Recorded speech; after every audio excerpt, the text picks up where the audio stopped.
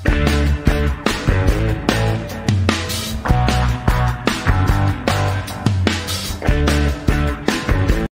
yun guys, what's up? Bale, ngayong araw, try natin yung tawag dito. In-order ko na wireless charger dito sa Saudi. Yung in-orderan ko guys, bale nagpatulong lang pala ako sa kasama ko. Parang Shopee din sa atin.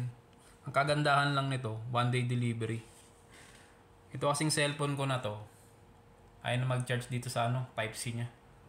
Siguro dito yung problema talaga, ayaw na mag-charge. Kaya ang ginawa ko, since pwede ito sa wireless charger, umorder ako. Kaya yun, try natin kung gagana yung yung na-order natin. So guys, bali ito yung in-order natin dito. Yan. Para siyang Shopee sa atin nga yun. Ito siya yung pangalan ng shop nila, Noon.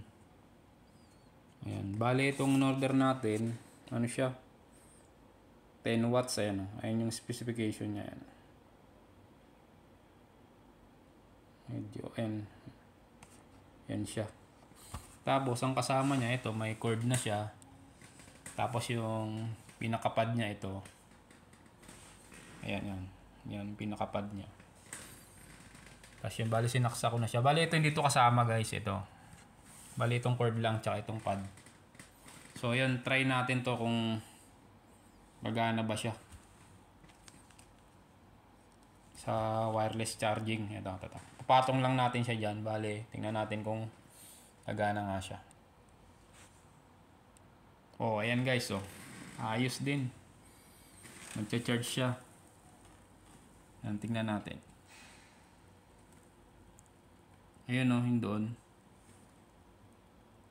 Oh, ayan o, nagcha-charge siya.